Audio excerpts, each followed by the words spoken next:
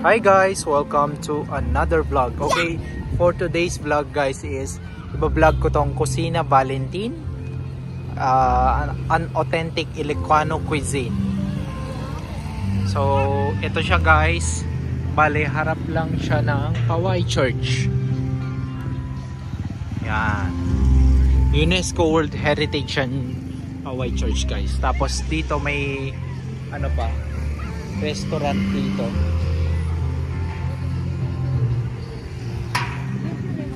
Yan. Ito yung Kusina Valentin. Pakita ko lang guys sa inyo guys kung masarap ba dito, maayos ba, tsaka mura ba or mahal.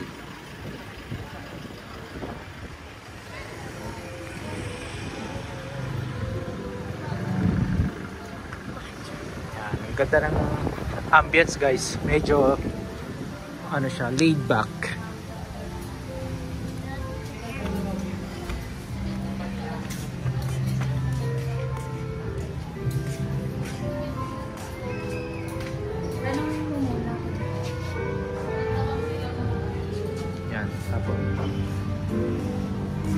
Nag-accept kayo ng card? Yes, sir. Good for 2. 4. Yan. Dito guys, may Kusina Valentin na nakalagay. Tapos, Christmas. Tapos may pa-welcome na imbag nga aldaw. Welcome to Kusina Valentin. Parang yung naimbag nga aldaw is good day guys.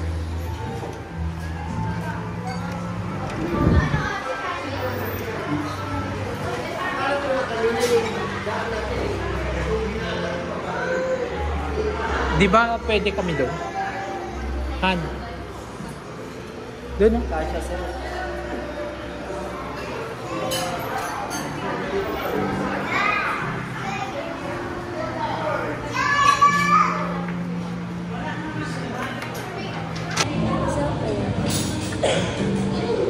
Yan guys. So ito yung menu nila.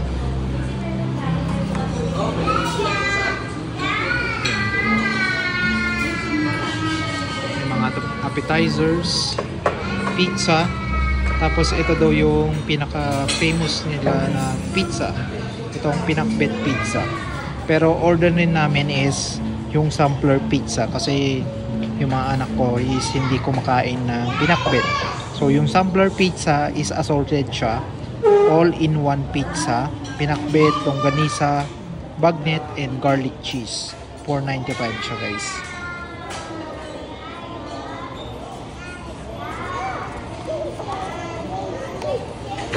Tapos mains, may mga pork sila,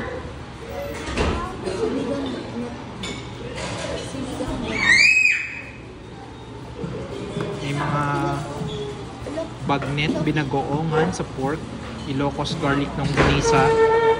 Tapos sa chicken is yung usual adobong Ilocano. Tapos beef, kare-kare. Tapos seafood. Yan. So affordable naman siya guys. Hindi siya gaanong kamahal. Hindi siya gaanong kamura. Tapos vegetables, rice, soups. Tapos merienda. Ay, may empanada sila dito. Ilocos empanada. Medyo mahal to guys kasi 140 dito. Pero dun sa Batak empanadahan mga 65 lang. Special na yun.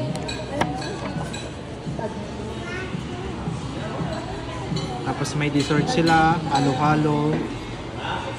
Yan, mga drinks.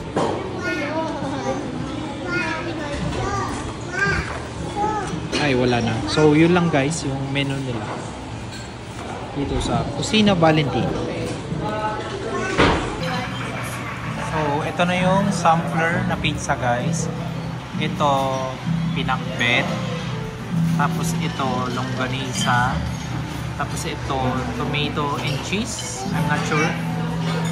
Ayan guys, so tikman natin. Ang isa pang in-order namin is ano, sinigang na bagnet. Antayin lang natin. So tikman natin tong pinakbet pizza guys. Kung masarap ba talaga. Teka lang.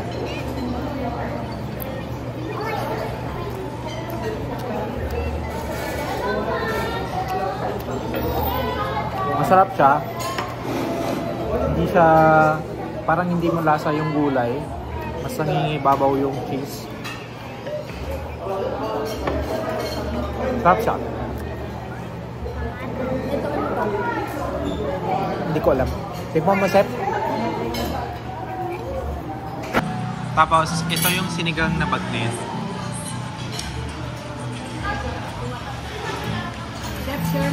Let's eat!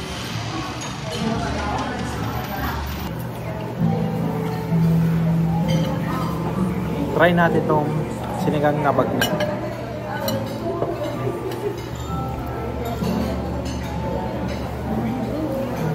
Sarap. Lasang-lasa yung pagkasinigang niya, yung asin niya. Actually, nothing special naman dito. Kasi yung mga usual na sahog ng sinigang is mga labanos, kangkong, sitaw, tsaka okra. Same lang naman. Parang pagkaiba lang is yung instead na pork, hindi, instead na baboy na pang sinigang, ang nilagay nila is bagnet. Masarap guys.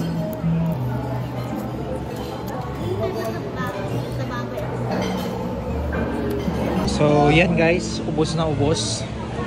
So recap ko lang ang order namin, sampler na pizza, yung all-in-one na pizza, bagnet, pinakbet pizza, yon. Tapos yung sinigang na bagnet, ang sarap nun guys. Tapos ito yung bill namin lang, 1,020 lang.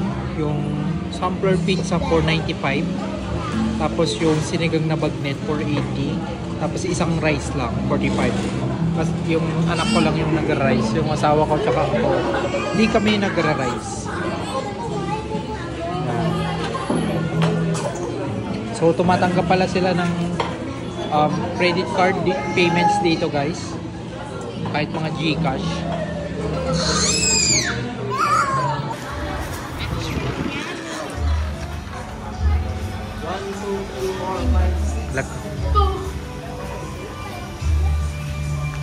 Yan.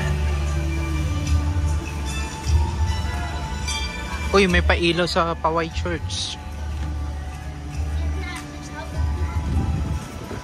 So recap ko lang ay, so overall yung ano namin dito sa Kusina Valentin, masarap siya na Ilocano cuisine. Hindi siya masyadong overrated kasi unti lang yung kumakain dito. Tapos considering na ano to guys, I'm not sure kung fine dining to resto. So yan lang guys yung share ko lang experience dito sa Kusina Valentin dito sa harap ng Paway Church. So that's all for my video guys. That thank you so much thanks for watching, and yeah, see you again in my next vlog. Bye bye.